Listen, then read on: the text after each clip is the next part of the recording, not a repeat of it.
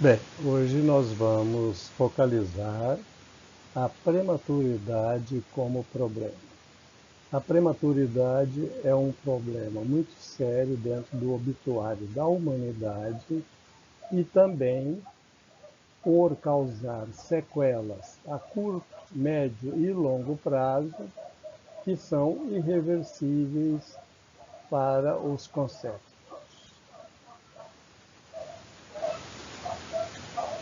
Nós podemos destacar, primeiro, que o nascimento prematuro é responsável por 75 a 90%, 95% de todos os óbitos neonatais.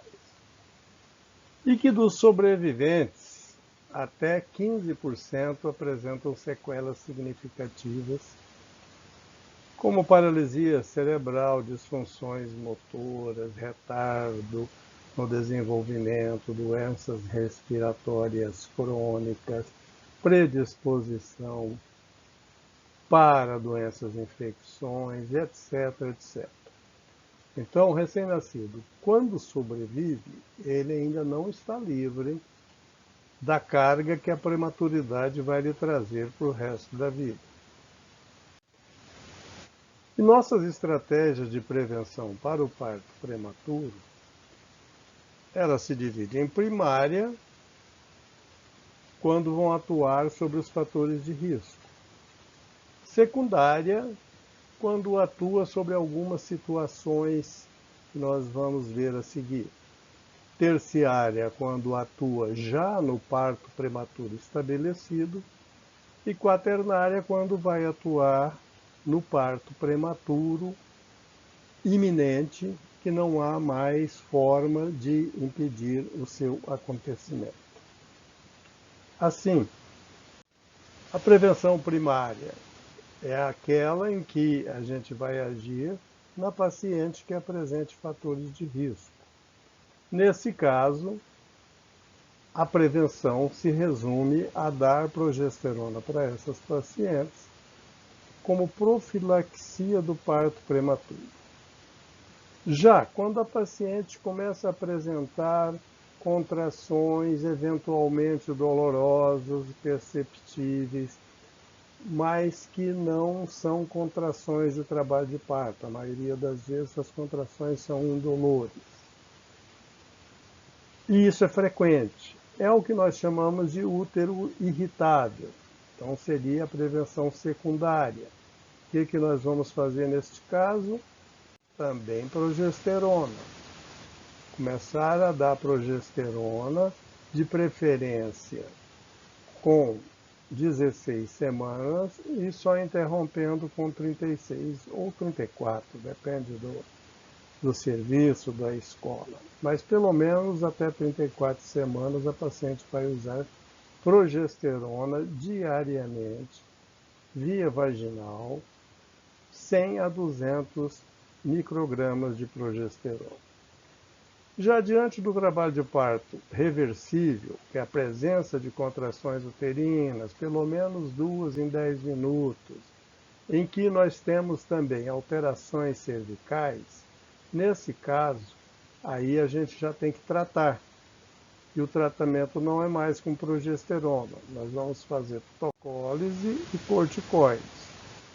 A tocólise pode ser feita com bloqueadores de canal de cálcio, com nifedipina, beta-miméticos, terbutalina, bloqueadores de receptores de ocitocina, o atosibano, ou até mesmo anti-inflamatórios não hormonais como a indometacina. Hoje, o tocolítico de escolha, inclusive recomendado pelo Ministério da Saúde, é a nifedipina. E, em segundo lugar, a terbutalina, os beta-miméticos. E nós vamos dar corticoides, porque os corticoides, ao acelerar a maturidade pulmonar fetal, principalmente, vão aumentar a sobrevivência desses conceitos. Nós estamos falando do trabalho de parto reversível, com 2 contrações em 10 minutos e colo dilatado até 4 centímetros.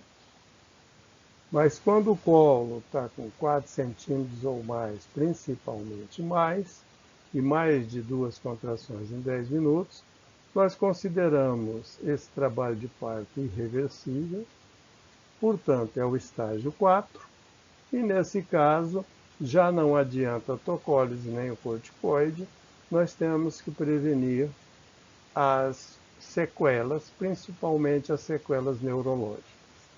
E para tal, nós fazemos a neuroproteção com sulfato de magnésio, como nós vamos ver adiante. A neuroproteção fetal com sulfato de magnésio visa principalmente a paralisia cerebral, que é um dano neurológico grave da prematuridade. A paralisia cerebral, acho que todos já viram alguma criança ou adolescente com paralisia cerebral. O indivíduo com essa sequela, ele é lúcido, consciente, mas não consegue mexer qualquer músculo do corpo. Então, realmente é uma coisa que nos toca profundamente quando nos encontramos com uma criança, um adolescente com paralisia cerebral.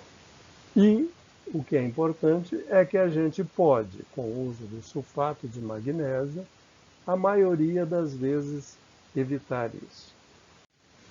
Então, quais são as evidências atuais que recomendam esse uso de sulfato de magnésio no parto prematuro?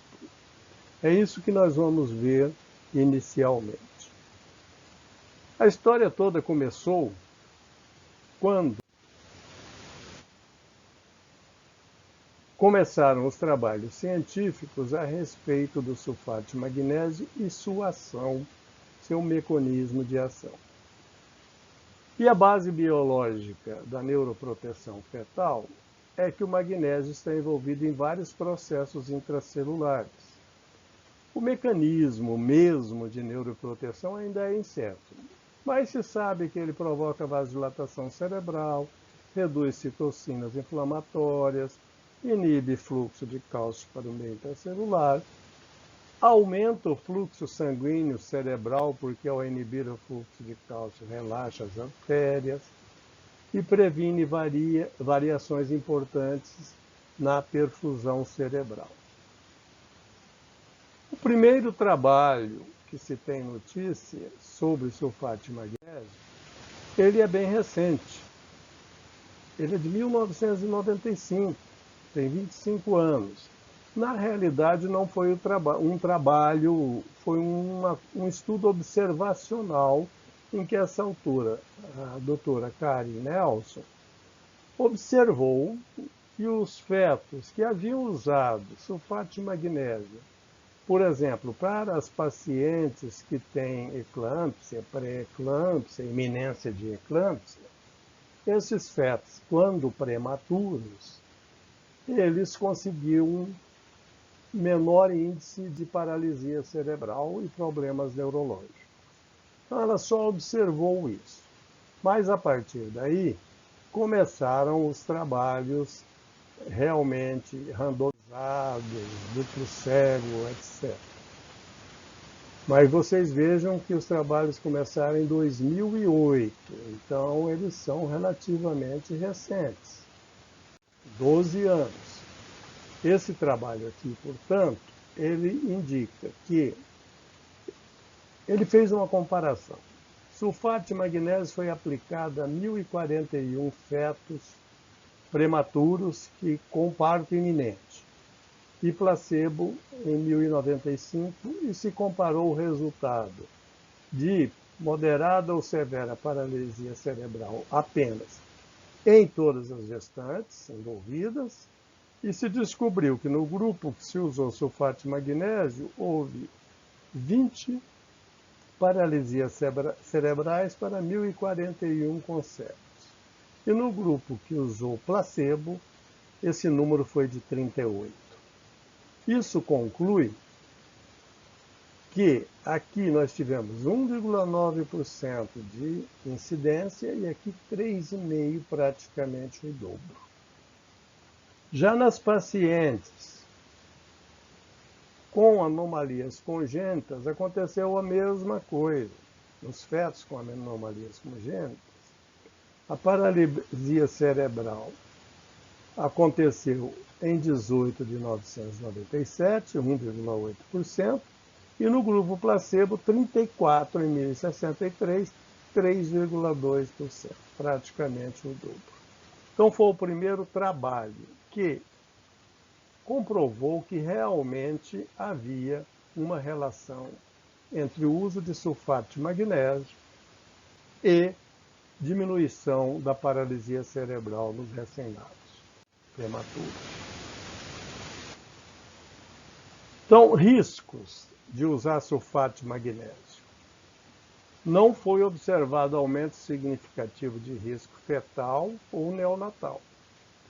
Aqui tem uma série de eventos que foram avaliados e se vê que o risco relativo não foi maior do que com placebo.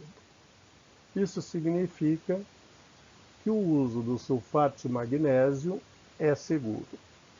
E, portanto, a partir daí, começaram as opiniões dos comitês das grandes instituições que são referência mundial para a obstetrícia, como o American College de Obstetras e Ginecologistas, que o comitê que estudou a questão sobre sulfato de magnésio para partos antecipados ou não, chegou à conclusão que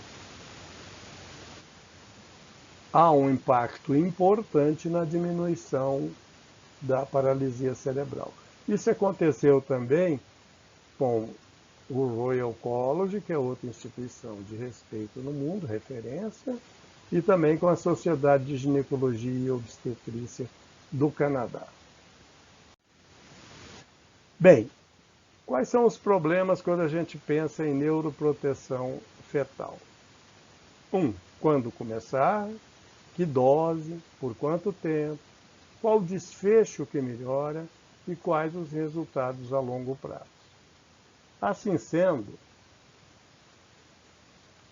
as recomendações a respeito começam com... Essa aqui é a recomendação da Sociedade de Obstetrícia e Ginecologia do Canadá, que é uma das referências mundiais também. Então, recomendações para mulheres com parto prematuro iminente e idade gestacional menor que 32 semanas. A administração de sulfato de magnésio para neuroproteção deve ser considerada. Aí, mais ainda, concluiu-se pelos trabalhos que deveria o sulfato de magnésio ser aplicado para pacientes em trabalho de parto prematuro com menos de 32 semanas, ou seja, até 31 semanas e 6 dias. E parto iminente, é aquele parto que já não adianta topólise, porque vai nascer mesmo. O que se concluiu é que em gestações acima de 32 semanas, o efeito não era melhor do que o efeito de placebo. Então, é um trabalho de parto com dilatação maior ou igual a 4 e falha ou contraindicação para topólise. Dilatação de mais de 4 centímetros e mudança progressiva da dilatação. Rotura prematura de membranas com trabalho de parto ativo.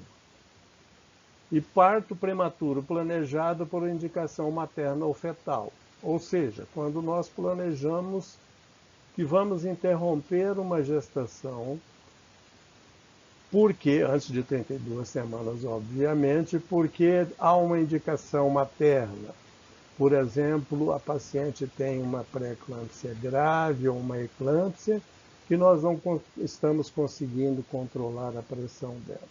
Ou o feto está em sofrimento fetal por uma insuficiência ou algo assim. Nesses casos, nós indicamos a interrupção da gravidez e devemos fazer o sulfato de magnésio pelo menos 4 horas antes do parto indicado. da cesariana, por exemplo. Essa tabela a seguir, ela mostra os critérios de inclusão ou exclusão para o uso do sulfato de magnésio. Vou traduzi-la para vocês. Então, critérios de inclusão. Gestação única ou múltipla, então pode ser feito no gemelar também. Pode ser feito tanto em nulíparas como em multíparas. Pode ser feito tanto no parto vaginal ou na cesárea antecipada. Então, no parto vaginal que a gente induziu, por exemplo, quando atingir 4 centímetros, a gente já introduz o sulfato de magnésio. E se vamos fazer cesariana, antes de começar a cesariana, 4 horas antes, introduzimos o sulfato de magnésio. E qualquer razão para parto pretermo antecipado é indicação, então, para o uso do sulfato de magnésio. Veja bem que aqui eu estou falando em 4 horas antes, estou falando em acima de 4 centímetros, e até quando nós vamos usar? Até o neném nascer, porque depois que ele nascer já não interessa mais. Critérios de exclusão. Sulfato de magnésio já administrado para pré-eclâmpsia ou eclâmpsia. Então, se a paciente estava tendo uma iminência de eclâmpsia ou já estava tendo convulsões por hipertensão gestacional, e a gente teve que aplicar o sulfato de magnésio para esse fim, nós já não vamos administrar novamente para a neuroproteção fetal. Menos de 12 horas desde a descontinuação da infusão prévia de sulfato de magnésio. Ou seja, se já tem mais de 12 horas que a gente deu sulfato de magnésio para pré-eclâmpsia e interrompemos, se já tem mais de 12 horas, a gente pode voltar com sulfato de magnésio. Se tiver menos, aí nós não vamos voltar. Contraindicações para o sulfato de magnésio é um critério de exclusão, nós vamos ver adiante quais são essas contraindicações. E fetos sem provável benefício, aqui principalmente aqueles fetos acima de 32 semanas, com 32 ou mais. As contraindicações, então, são maternas, hipersensibilidade, coma, miastenia, porque o sulfato agrava isso, e as fetais, as malformações graves, que não tem sentido utilizar, e anomalias cromossômicas importantes, que geralmente são incompatíveis com a vida, não tem sentido também infundir uma droga que tem, de qualquer forma, alguns efeitos colaterais. Aqui é para vocês terem uma ideia de quando o sulfato de magnésio apresenta riscos. Nos níveis terapêuticos, que são aqueles níveis que a gente utiliza também para pré-eclâmpsia e eclâmpsia, que é do esquema ZUSPA, ou Pritchard, ou até CIBAI, os níveis em miliequivalentes por litro se ficam entre 4 e 7 miliequivalentes, que são níveis que não têm toxicidade. Os níveis tóxicos já começam a acontecer com 8 a 10 miliequivalentes por litro, e os respiratórios, para os reflexos, né? E os respiratórios, quando atinge 12 miliequivalentes por litro. Ou seja, os reflexos são abolidos com 8 a 10 e a respiração é inibida, ou seja, a parada respiratória, com 12 miliequivalentes por litro. Mas nos níveis que a gente costuma utilizar, eles atingem no máximo 7 miliequivalentes e são níveis relativamente seguros. Mesmo assim, nós vamos ver que a gente deve adotar critérios de monitoramento para evitar a toxicidade. E o antídoto é o gluconato de cálcio, que deve sempre estar na cabeceira da paciente quando aplicamos sulfato de magnésio. Ele é dado endovenoso a 10%, 10 ml, lentamente. Ainda naquelas recomendações, o sulfato de magnésio deve ser descontinuado se o parto não é iminente, ou seja, já tem 24 horas dando sulfato de magnésio e o parto não aconteceu. Então vamos parar com o sulfato de magnésio. A dose recomendada para parto prematuro é de 4 gramas endovenosa em 30 minutos, dose de ataque, seguido por uma dose de manutenção de 1 grama EV por hora até o parto. Esse é o mesmo esquema Zuspam preconizado para pré-eclâmpsia grave, iminência de eclâmpsia e eclâmpsia. O sulfato deve ser dado endovenoso, gota a gota, diluído em soro, como nós vamos ver a seguir. Para parto prematuro planejado por alguma indicação obstétrica, o sulfato deve ser iniciado 4 horas antes, como já foi dito, nas mesmas doses.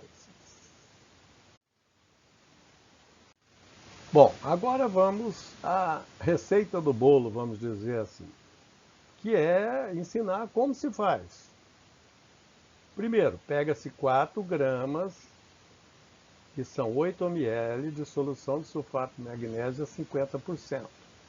Normalmente as ampolas de sulfato de magnésio contém 10 ml da solução a 50%. Então, se nós pegamos, para pegar 4 gramas, nós temos que pegar 8 ml, já que 10 ml tem 5 gramas. Vamos diluir em 42 ml de soro glicosado 5%, com isso nós completamos 50 ml, 42 mais 8. E vamos administrar em 30 minutos em bomba de infusão. Por que a bomba de infusão? Para que não haja algum acidente e a infusão seja mais rápida do que o desejado. Isso para a dose de ataque, tá? Que deve ser feita em 30 minutos. E a manutenção, que é 1 grama a hora, então até o paro ou por 24 horas, nós vamos colocar uma solução de 20 ml de sulfato de magnésio, ou seja, 2 ampolas contendo, portanto, 10 gramas, diluído em 480 ml de soro, perfazendo 500 ml a solução, e vamos administrar 50 ml hora, que nós vamos estar administrando 1 grama hora. Então, essa é a receita do bolo de como fazer as soluções para aplicar. Sempre mantendo do lado o gluconato de cálcio para qualquer problema de intoxicação. Ainda voltando às recomendações, não há evidências suficientes se cursos repetidos de sulfato de magnésio devem ser administrados para neuroproteção fetal. Ou seja, se você já aplicou uma vez e o neném não nasceu, não existe nenhuma evidência que você deva aplicar de novo caso o neném não tenha nascido. O parto não deve ser retardado para a administração do sulfato de magnésio, se há uma indicação materna ou fetal para parto de emergência. Então, se nós estamos diante de uma indicação para cesárea, numa paciente que está tendo convulsões, nós não vamos retardar isso só para aplicar o sulfato de magnésio. Se bem que nessa a gente já está aplicando. Vamos pegar outro exemplo. Numa paciente que tem uma doença cardíaca grave ou num feto que esteja com sofrimento fetal, nós não devemos retardar o parto para fazer o sulfato de magnésio, que aí o risco não compensa. E quando o sulfato de magnésio for administrado, deve ser usado os mesmos protocolos de cuidados usados para o caso de pré-eclâmpsia e eclâmpsia, como nós vamos ver na sequência. Então, o que nós temos que fazer? Primeiro, aqui tem algumas dicas. O sulfato de magnésio pode ser administrado antes de drogas tocolíticas ter sido clareadas do sangue materno, ou seja, antes que o tocolítico tenha sido eliminado, você já pode entrar com sulfato de magnésio. O parto não deve ser retardado para administrar o sulfato de magnésio, como já vimos anteriormente.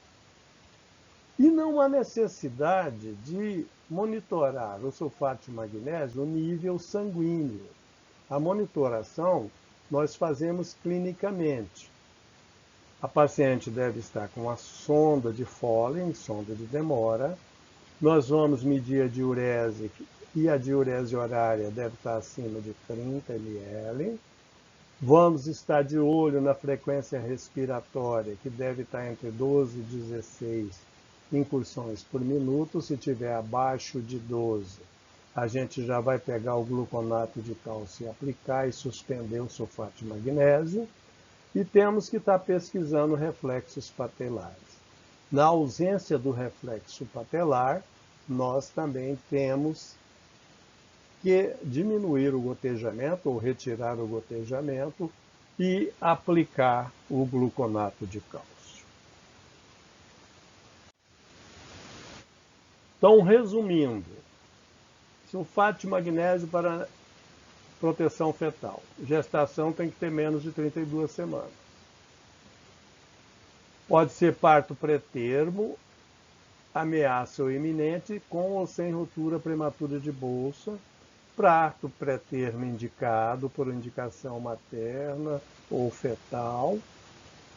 A dose de ataque de 4 gramas em 30 minutos, a manutenção 1 grama até o parto, no máximo 24 horas, se o parto passar desses horários.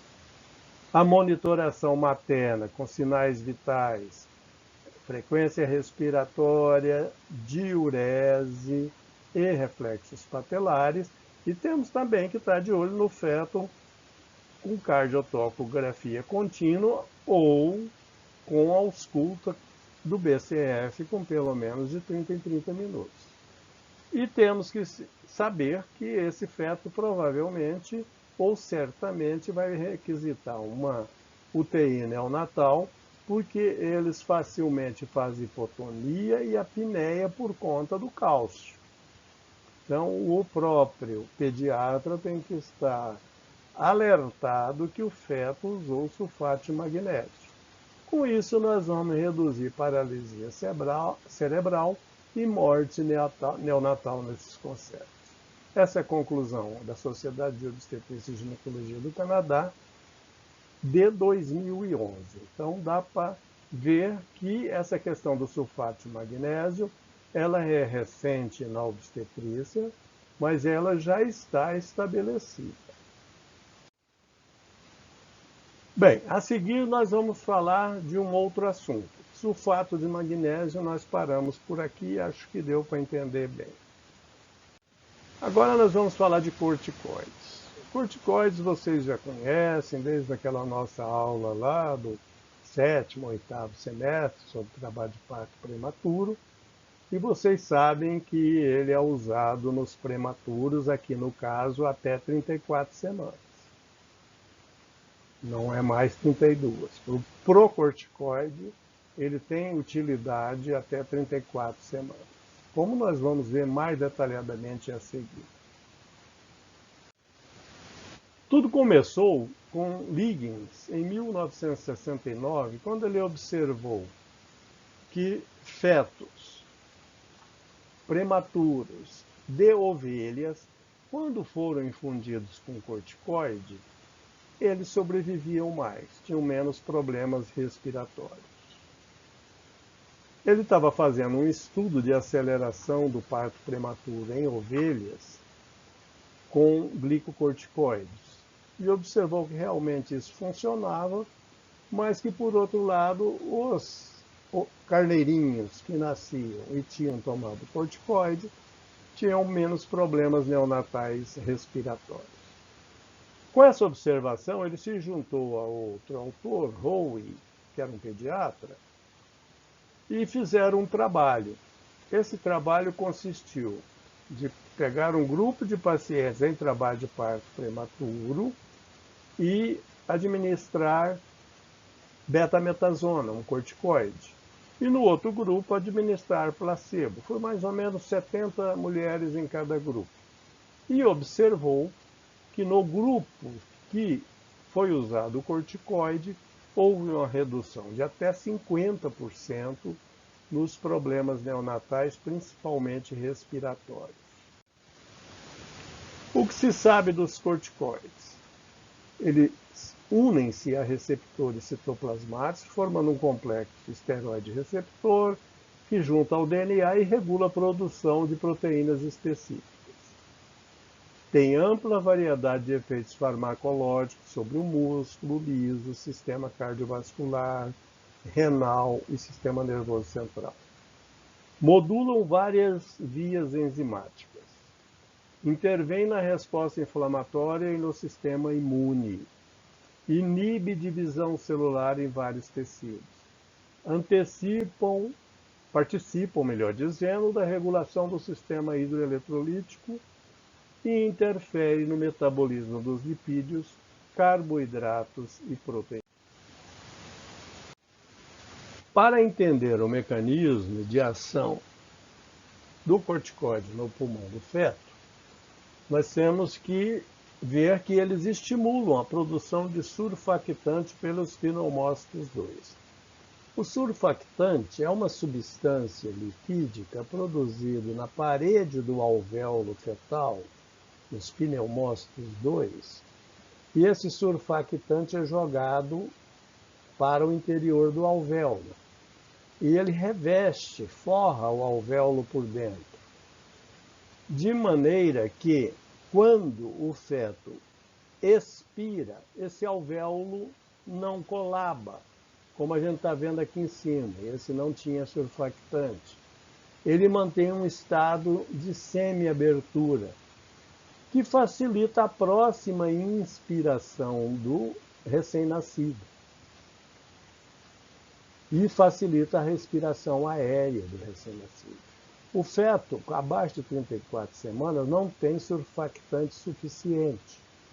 Então, o alvéolo dele colaba e a próxima inspiração ele vai ter que fazer uma força tremenda. Daí começam as tiragens intercostais, etc., e a insuficiência respiratória. Então, o corticoide estimula a produção de surfactante pelos pneumócitos. Outra coisa importante é que a gente entenda o desenvolvimento pulmonar do feto ainda intraútero. Até 17 semanas, o feto não tem pulmão, ele tem um sistema pseudoglandular. De 13 a 25, começam a se formar os canalículos que vão dar origem aos brônquios e bronquíolos. E somente com 24 semanas começam a aparecer essas estruturas, que é chamada fase saco terminal, porque tem um saco, o precursor do alvéolo, no término do bronquíolo. Então, com 24 semanas começa a aparecer, então, o alvéolo. E a fase alveolar mesmo, com desenvolvimento alveolar grande, começa com 29 semanas. E só vai se completar depois que o neném nascer, no recém-nascido.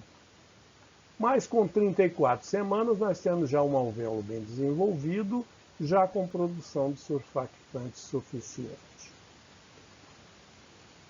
Portanto, nós temos que lembrar que, além disso, os corticoides ampliam a distensibilidade pulmonar, ampliam o volume pulmonar máximo, reduzem a perda proteica pela vasculatura, acelera a drenagem de líquido pulmonar prévia ao parto, facilitando a transição para a respiração aérea. A gente deve lembrar que intraútero o feto respira líquido amniótico. Esse líquido amniótico preenche os alvéolos. E que pouco antes do parto, principalmente no parto vaginal, em que o feto é comprimido ao passar pelo trajeto, esse líquido vai sendo expulso, para que o alvéolo esteja vazio na hora que ele vai respirar ar. E o corticoide acelera a drenagem desse líquido pulmonar também, facilitando que o neném, ao nascer, passe para a respiração aérea com maior facilidade.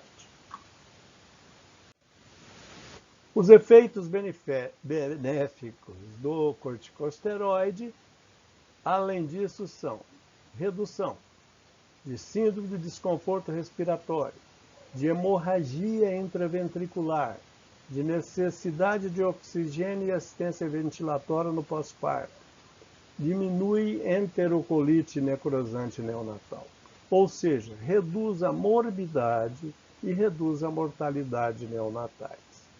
Portanto, o corticoide deve ser utilizado em fetos prematuros. Nós vamos ver daqui a pouco os limites dessa prematuridade. Os possíveis efeitos adversos são a imunossupressão materna e fetal com risco aumentado para infecções. Mas, em pacientes que já não tenham infecção, esse risco é muito baixo, porque as doses usadas são pequenas por um período muito curto. Nós vamos ver daqui a pouco como é que é feito isso. Os corticoides de primeira escolha são a betametasona e a dexametasona. Por quê? Eles cruzam facilmente a placenta em forma biologicamente ativa. Pra vocês terem uma ideia, uma prednisona, prednisolona não atravessam a placenta. Então elas não servem, elas têm que chegar no neném. Tem fraca atividade imunossupressora. Não tem atividade mineralocorticoide. Não sobem pressão, por exemplo. Tem duração de ação maior que o cortisol e não permanecem na circulação fetal por muito tempo. São estruturalmente quase idênticas a betametasona e a dexametasona. As diferenças podem ser explicadas por apresentações ou conservantes utilizados. Mas, talvez em função desses conservantes, a dexametasona tenha mais efeitos colaterais, por isso que é preferível usar-se a beta. Só não se usa beta, ou seja, só se usa a dexa, se não tiver essa disponível. Se não tiver na farmácia, não tiver no hospital, aí vamos partir para a dexametasona. Houve muita controvérsia desde Liggs em 72, até que em 1994, um consenso americano sobre corticoide, que reuniu obstetras, pediatras, neonatologistas, para discutir e chegar a uma conclusão se devia ou não devia usar, chegou às seguintes recomendações. Então, recomendações para fetos em risco de parto prematuro. Os benefícios da corticoterapia antenatal superam amplamente os riscos. Todos os fetos entre 24 e 34 semanas de gestação são considerados candidatos à terapia antenatal. Por que acima de 24? Porque lembram, antes de 24 nós não temos alvéolo, então não adianta dar corticoide. E por que não acima de 34? Porque acima de 34 os fetos já adquiriram capacidade de produzir surfactante suficiente. Isso é o consagrado, é o consenso mundial, mas hoje já tem propostas de usar corticoide até 36 semanas. São propostas ainda de algumas instituições que estão começando a fazer isso. Talvez no futuro a gente tenha que usar até 36 semanas. Mas hoje a recomendação é até 34. A decisão de usar essa terapia não deve ser alterada por raça ou gênero. Antigamente se acreditava que funcionava apenas nos fetos masculinos. Hoje já se sabe que isso não é verdade. E pacientes elegíveis para tocólise são também elegíveis para corticoterapia. Então você tem aquela paciente abaixo de 34 semanas, em trabalho de parto prematuro, que você pretende fazer tocólise abaixo de 4 centímetros, 2 contrações em 10 minutos, você deve fazer o corticoide. Se tiver acima disso, a gente já sabe que deve fazer o sulfato de magnésio, né? Principalmente abaixo de 32 semanas para o sulfato de magnésio e abaixo de 34 para o corticoide. Ainda essa conferência de consenso concluiu que o uso de corticosteroides também é recomendado para pacientes com amniorrex prematura, desde que não tenha corioamnionite. Se a paciente tiver sinais de infecções amnióticas, corioamnionite, não deve dar o corticoide porque vai piorar a infecção.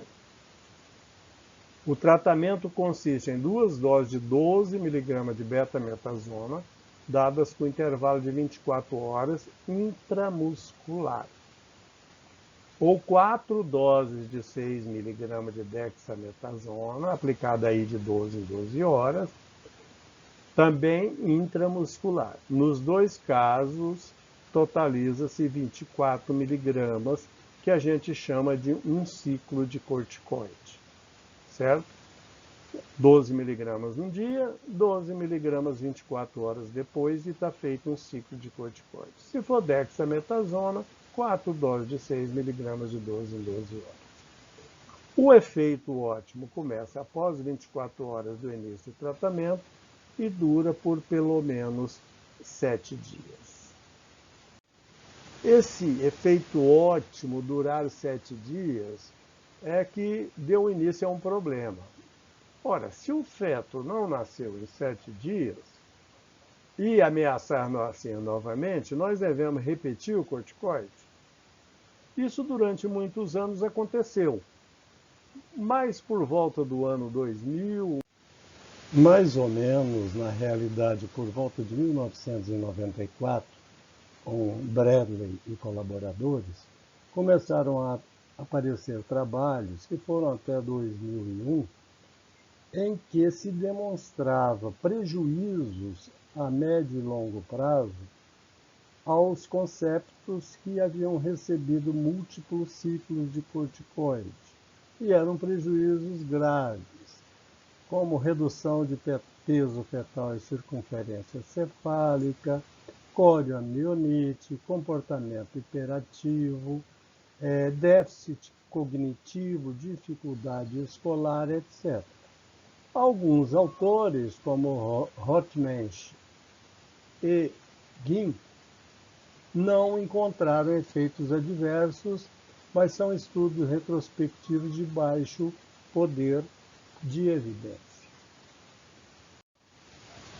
E o American College de Obstetras e Ginecologistas, no manuseio de parto pré-termo, num boletim de 2003, passaram a recomendar o seguinte: toda gestante em risco de parto prematuro de 24 a 34 semanas é potencial candidato ao uso de corticosteroides. O tratamento consiste em 2 doses intramusculares de 12 mg de betametasona com intervalo de 24 horas, como a gente já tinha dito.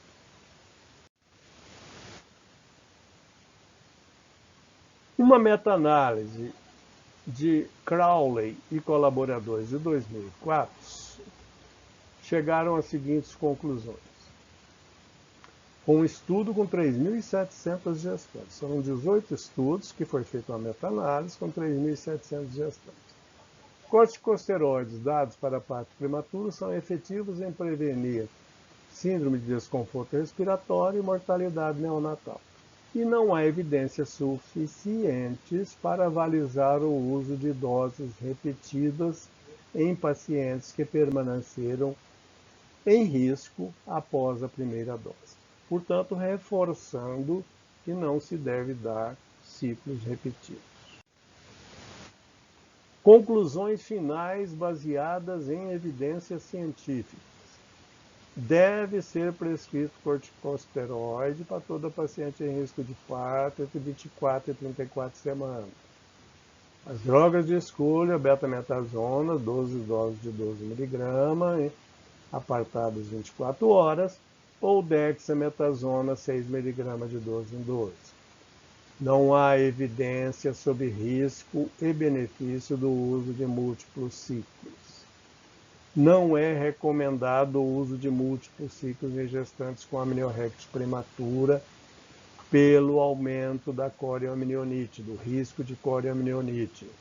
Então, gestante em trabalho de em amniorrex prematura em trabalho de parto, só deve ter tomado um ciclo, não deve repetir. O uso de corticosteroide em gestação múltiplas ou diabéticas é recomendado, mas não há evidência científica mostrando os efeitos que mostram na gestação única. Isso é importante. No gemelar e na diabética, não se comprovou vantagem pelos trabalhos, mas recomenda-se o uso assim mesmo. Resumindo, a assistência obstétrica e a prematuridade, se nós temos uma paciente sem risco, ou seja, aquela paciente que tradicionalmente a gente chama de baixo risco, o acompanhamento dela vai ser habitual, é o pré-natal normal, sem maiores cuidados. Já a paciente de risco, principalmente a paciente que apresente na história parto prematuro anterior, nós vamos dar progesterona na dose 100 a 200 microgramas por dia, por via vaginal. O melhor é dar só 100 microgramas, a progesterona não é barata e 100 microgramas são suficientes.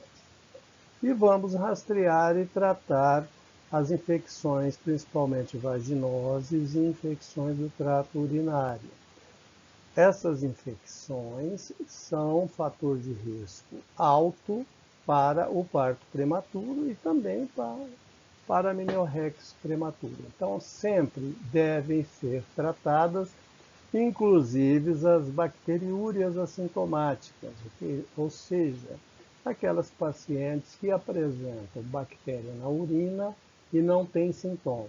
Claro, desde que seja em cultura de urina.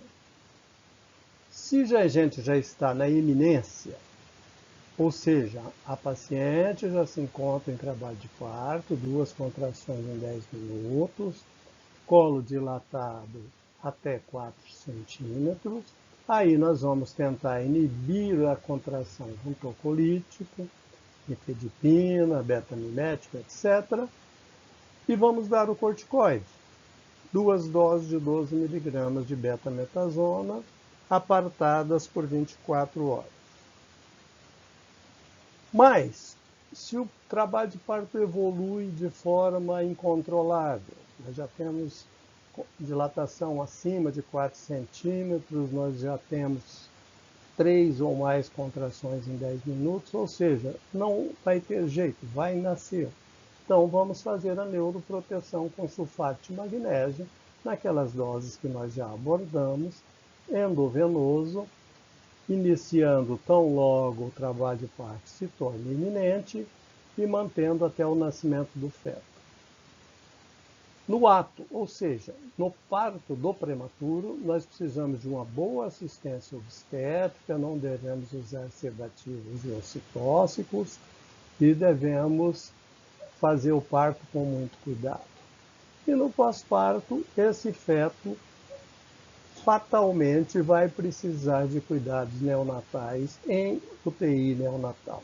Portanto, na iminência de um parto prematuro, a gente tem que alertar o neonatologista, se possível já reservar uma vaga na UTI, para que ele possa ser adequadamente tratado tão logo ele nasce.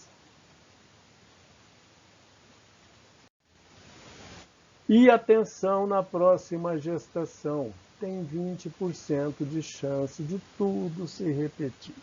Por isso que é importante na paciente que teve parto prematuro, que na próxima gestação ela já comece com 16 semanas o uso de progesterona para prevenir o parto prematuro. E um autor americano muito interessante, o Jeff Poult, ele falou o seguinte: a mais perigosa viagem empreendida pelo ser humano, a mais pontilhada de riscos e surpresas, é a que ele faz através do desfiladeiro pelvino. ou seja, através do canal do parto. Portanto, todos nós que nascemos por parto normal, tivemos o nosso nascimento por parto normal, já fizemos a nossa viagem mais perigosa. E era só isso. Muito obrigado.